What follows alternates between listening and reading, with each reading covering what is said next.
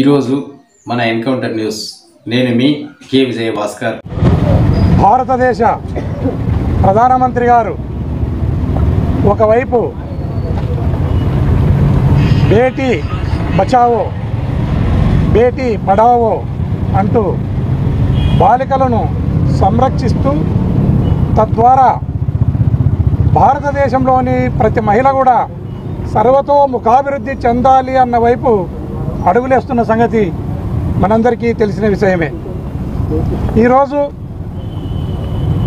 కూటమిలో భాగమై రాష్ట్రాన్ని పరిపాలన చేస్తున్న కూటమి ప్రభుత్వంలో తెలుగుదేశం పార్టీ ఎమ్మెల్యేలు 3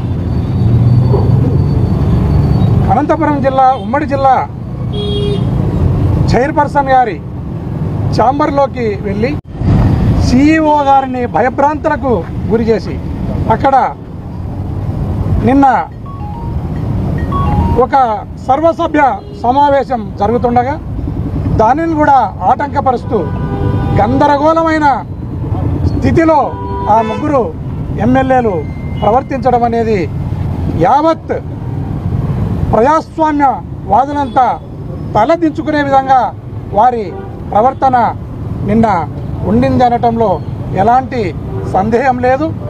వారిపైన తక్షణమే చర్యలు తీసుకోవాలని ఈరోజు అనంతపురం 2 టౌన్ పోలీస్ స్టేషన్లో కంప్లైంట్ ఇవ్వటం జరిగింది.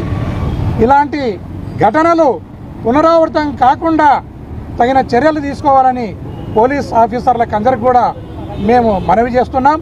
వైఎస్ జగన్మోహన్ రెడ్డి గారు మాజీ ముఖ్యమంత్రి వర్యులు ఆయన ఫోటోను ఆయన పార్టీ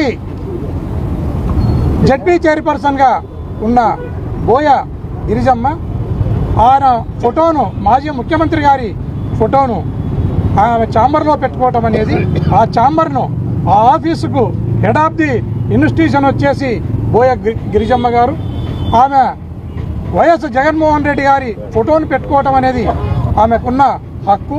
ఆమె హక్కును కాలరాస్తూ ఆమె అనుమతి లేకుండా ఆమె డిగ్నిటీని దెబ్బతీసే విధంగా ఛాంబర్లోకి వెళ్ళి ఈ 3 ఎమ్మెల్యేలు కూడా ప్రవర్తించడం అనేది చాలా బాధాకరం.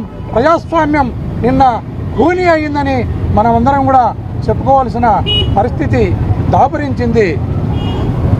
ఈ విధమైన ఘటనలు పునరావృతం కారాదు. ఎందుకంటే ఒక బీసీ మహిళ ఒక బోయ గిరిజమ్మ ఈరోజు జడ్పీ చైర్పర్సన్గా ఉంటే ఈ తెలుగుదేశం పార్టీకి కానీ కూటమి ప్రభుత్వానికి కానీ వారికి కంటగింపుగా మారినట్లు మనమంతా కూడా భావించాలి. ఇలాంటి ఘటనలు పునరావృతం కాకుండా చర్యలు తీసుకోవాలని మేము కోరుకుంటూ ఈరోజు పోలీస్ స్టేషన్లో కంప్లైంట్ ఇవ్వడం జరిగింది. ప్రభుత్వ కార్యాలయమే కాదనను, ప్రభుత్వ కార్యాలయాన్ని ఎవరు హోల్డ్ చేస్తున్నారు?